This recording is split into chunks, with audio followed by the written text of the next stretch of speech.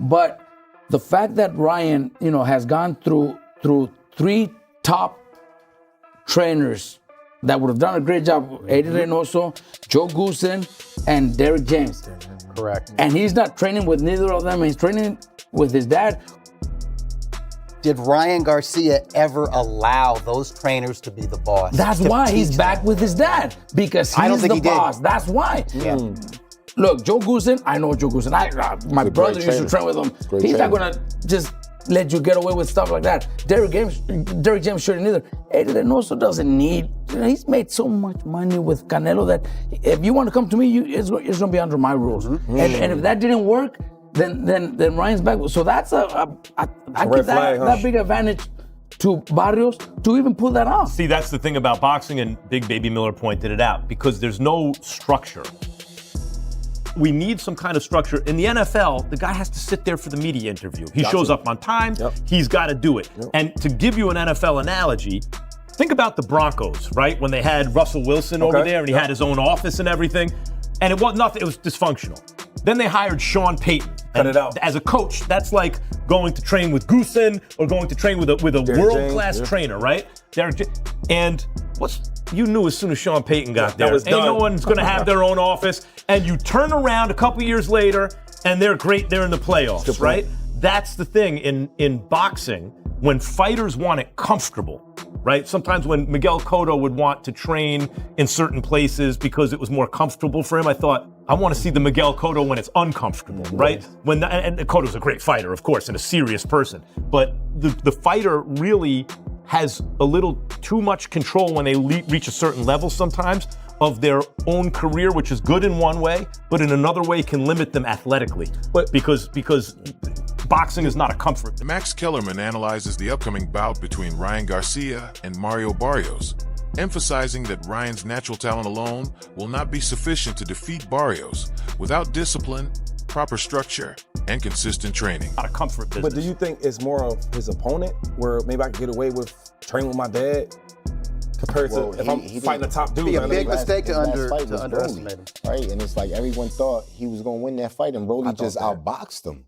Rolly outboxed him and looked good doing it. You know what I mean? So it's like, it's crazy. I wish that Ryan, because he's so talented, I wish he would stick to a coach and really just follow the instructions. Ryan will win this fight. Max Kellerman and Robert Garcia commend Ryan Garcia for his talent, but caution that instability with his trainers could slow his development compared to Mario Barrios' dedication. Meanwhile, both fighters continue to exchange warnings as the fight approaches. Everybody says, left hand, make sure that's up, you gotta protect it, blah, blah, blah. That's what I would imagine he's saying. And gotta take that away. It's probably, little things like that. They drill a lot of just keeping the hands up all day long. So it's like here, here, here, here, here. But, this freestyle type of boxing, with technique is gonna overwhelm this man. It was a great experience. He's definitely one of a kind.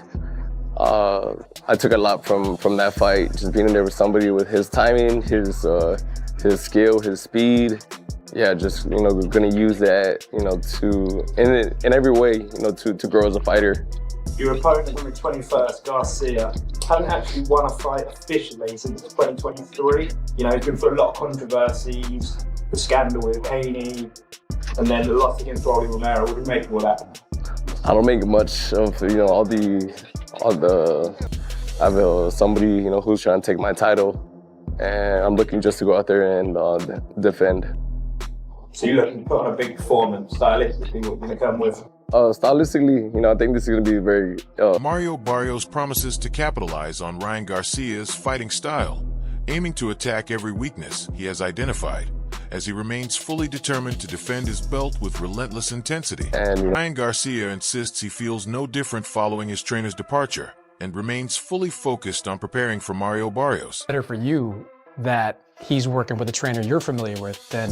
Oh, yeah, in my eyes, But, hey, because I know I've already said some stuff that that guy's already told him. But again, like he said, boxing is one-on-one. At the end of the day, he's a free thinker. I'm a free thinker. Ryan said, Joe's not going to stop this fight. It's going to be a physical fight, a bloody fight. You're smiling when you're hearing that. Is that the kind of fight you want? Not necessarily that it's the fight I want, but it's never a fight that I shy away from.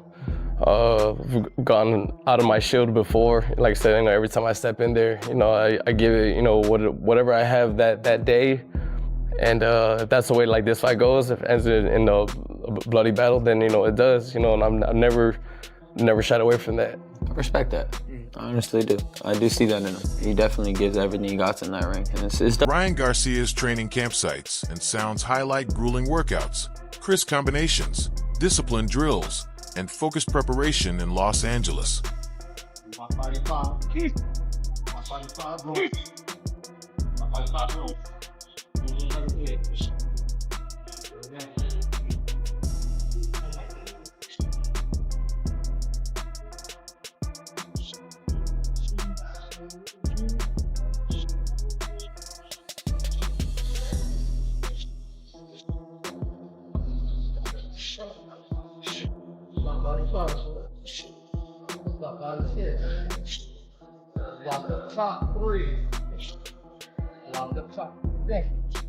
Lock up top 3, 2. Yeah. One time. Like this. Ryan Garcia delivers powerful shots to the heavy bag during a high-intensity training session.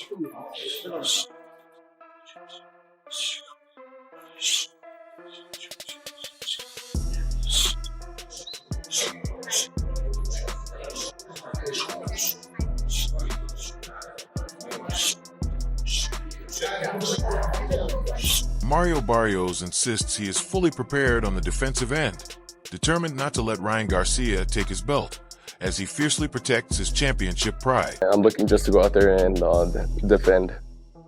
So you look to put on a big performance, stylistically, what you're going to come with? You know, Garcia, he's explosive, he's dangerous, and but I think on a boxing level, there's no like competing with us. I think I'm the better fighter, and I'm looking, you know, to go out there and like show that on fight night. You just said you're the better fighter. Who do you put more on the line with, your title or his credibility? Wade Plemons discusses the southpaw stance, explaining how it reshapes a fighter's approach inside the ring. He says he appreciates seeing Ryan Garcia's analytical side, the version of him that carefully studies opponents before major fights. Wade notes that Ryan has been reviewing bouts featuring Keith Thurman and Abel Ramos to prepare for Mario Barrios, emphasizing that both men gave Barrios difficult nights.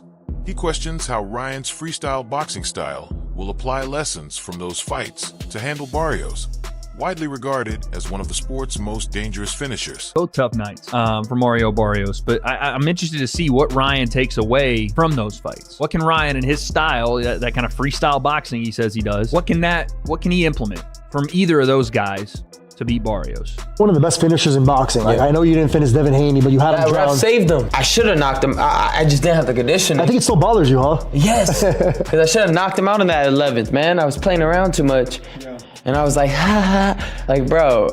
Man. But next time, that next time, buddy, there we go again. You won't have a next time. I'm finishing you. You will never box again if we fight again, and you know that. And I have vowed to that. If we fight again, you will never box again. I promise you that.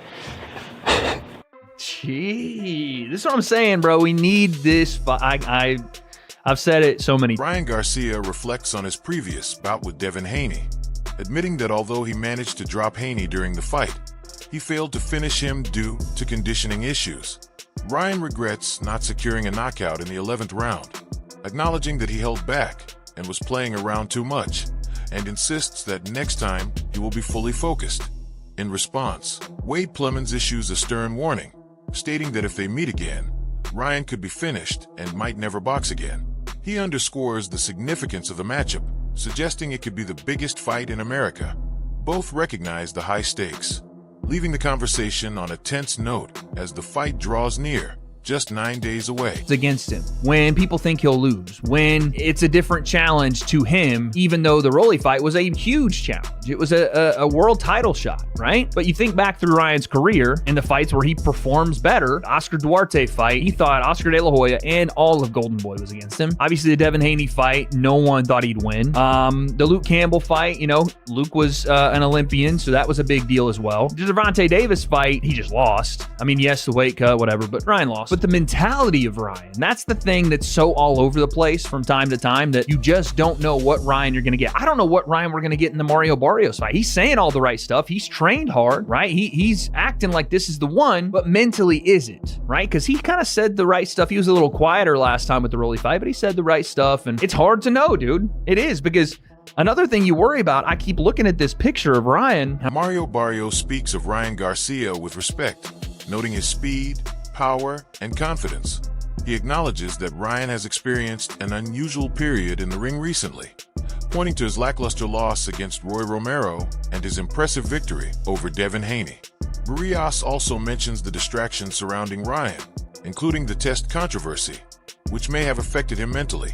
Despite these highs and lows, Barrios ultimately expresses that he wishes Ryan well. At Ryan as an opponent, obviously I'll put respect on the speed, the power, the confidence, and all that, but it's been a weird stretch for him in the ring, to be fair. The lifeless loss to Rolly Romero, the spectacular victory over Devin Haney, but obviously the drug test, everything that went on around that mentally, and certainly at the end of the day, we wish Ryan well. How do you sort of gauge where he's at as a fighter entering this fight?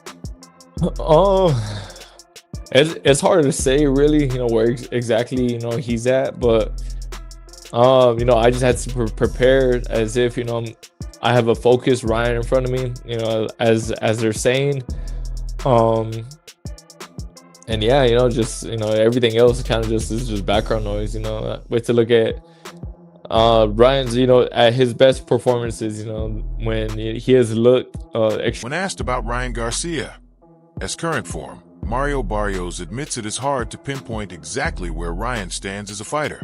He explains that his preparation centers on facing Ryan at his absolute best, treating training and strategy as if the most exceptional version of Ryan will step into the ring. Barrios considers everything else, the controversies, media narratives, and distractions, as background noise that does not affect his preparation. He stresses that he is ready to face Ryan regardless of which version appears. If Ryan is at his peak, Barrios will rise to the challenge. If Ryan performs below his best, it will be on him to respond. Barrios' approach remains professional and disciplined, focused entirely on strategy, skill, and the fight itself. And he's a character to be around. But no, the move to go be with Joe was gonna happen, whether this fight with Ryan was made or not. I was definitely, just after the pocket fight, looking at, what steps I wanted to make, moving forward, to just, continue to just grow as a fighter, to just continue to just, work on, I guess, yeah, just to work on myself and, get back to some of the things that has, that got me this far in the first place. Earlier in my career, I was definitely a lot more aggressive. I had a much higher punch output, and so my team sat down and were like, why not? Why not change the scene? Tim Bradley breaks down Ryan Garcia's strategy against Mario Barrios, focusing on timing and precision. He explains that Ryan aims to exploit Barrios' movements by flicking his jab and timing his opponent as he drops or changes levels. Bradley highlights a particular punch, the 45, a hybrid of a half hook and half uppercut, famously used by Oscar De La Hoya. Ryan has studied and incorporated this shot into his arsenal, and Bradley considers it a dangerous weapon that Barrios must be prepared for. Because Barrios is a counterpuncher and he likes to stay, again, close to mid-range to outside, mid-range to outside. So he's like, a step or two, I would say a step, right in mid-range when he's firing shots. And so sometimes he'll throw those single jabs at mid-range, and he can be countered with the right hand, but we all know that Ryan Garcia, hopefully his right hand is back, operating. If his right hand is operating, he should have a field day, taking advantage of that, mid-range jab coming from Barrios, and he does it a lot, man. He really does. A lot of stuff that he does, he has good form and technique on it, Barrios, but it's just subtle mistakes that he makes, like just stand near the pocket after he gets done working, so guys can attack him after. Tim Bradley also points out Mario Barrios' vulnerabilities. Throughout his career, Barrios has struggled with body shots, which can impact his stamina and overall performance. While he possesses a powerful right hand, he remains susceptible to clean right hands and left hooks. As a counterpuncher, Barrios favors mid-range to outside mid-range, often stepping in to throw single jabs. Though effective, these jabs create openings that Ryan Garcia could exploit, especially if his right hand is fully operational. Bradley stresses that Ryan's timing, speed, and precision could make him highly dangerous in this matchup. Barrios' solid form and technique are evident, but subtle lapses in positioning and defense could allow Ryan to take control. Ultimately, Bradley frames the fight as a battle of timing, skill, and strategy, with Ryan's refined techniques posing a serious threat to Barrios. Yeah, swells. He swells quickly, man. Yeah, he gets damaged really easily. You touch him, he starts to bruise up immediately, starts to swell up immediately. So I think Ryan having those heavy hands, I think that can be an issue in the fight as well. Those eyes will start swelling, that nose will start swelling up. I've seen, eyes and nose swell up on Barrios, man, and he looked like, real bad, the Elephant Man, after fight. So I think that's something that we got to take into consideration as well. I think, again, let's go back to the trainer. I think it's going to favor Barrios, the fact that he knows that his trainer knows Garcia. It's going to favor him. He's going to know, the approach, on how to get to Ryan Garcia. He's seen him in... Chris Algieri highlights what Ryan Garcia brings to the sport, emphasizing his popularity and star power. Unlike George Kambosos, who was hard-working but less naturally gifted and never a major star, Ryan attracts attention with his charisma, physical gifts, and flashy style, making him must-watch television. Algieri points out that Ryan has yet to win a world championship, making comparisons with Kambosos difficult, as George earned his major victories through grit and perseverance, notably his triumph over Teofimo Lopez. While Ryan's path is fueled by talent and fame, Algieri questions whether he will ever secure a career-defining win like Kambosos. Nonetheless, Ryan's popularity ensures he continues to earn opportunities and remains a significant draw in boxing. Mentioned it from the onset about being a star. Kambosos was never a star. Kambosos was never that popular, not the way that Ryan Garcia is. So Ryan's here because of that. And yes, he does have some physical gifts and a ton of physical talent, and physical gifts that make him, must-watch TV when he's on. But we haven't seen him on in a long time. And, he hasn't gotten to that position. It's hard to compare him with George because George was the opposite. George was just a hard worker. George always came in shape, but in terms of talent, he was lacking. But he got that big win, and also heart and grit. And man, did he cash out on that win, because he made so much money after those fights, got himself into so many opportunities that he never would have gotten if he had lost to Teofimo Lopez and became undisputed. Ryan is still yet to be world champion. These guys are almost like literally polar opposites. Robert Garcia emphasizes that while trainers can provide guidance, a fighter's ultimate success depends on their own commitment. He explains that no matter how skilled a trainer is, if the fighter does not respond, listen, or put in the necessary work, adjustments in training alone will not make a difference. Garcia notes that highly successful fighters like Ryan Garcia often become the decision-makers in their own camps, surrounded by trainers and staff who may act as yes-men.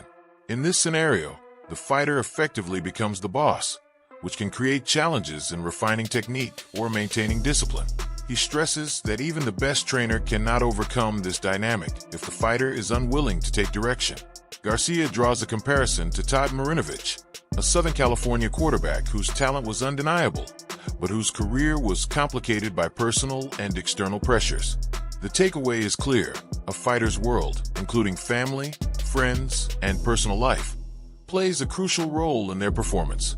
Every trainer is going to do his best to try to correct that and try to get Ryan to do it, but at the end, it's going to be Ryan himself. You know, it's his things going on in his world, his family, his friends, himself with all those, you know, personal problems. At the end, there's nothing a trainer could do if the fighter doesn't respond, if the fighter doesn't listen, if the fighter doesn't do it. And most of the times when fighters are that big, like Ryan is, they're the bosses. They call the shots, and the trainer, everybody around them are just the yes men, and that's a problem. That's a problem, and we can't fix that with nobody. You could be the best trainer in the world, but if you got a boss, you know, as a fighter, then and you're a yes man, there's nothing you could do. Ain't nobody gonna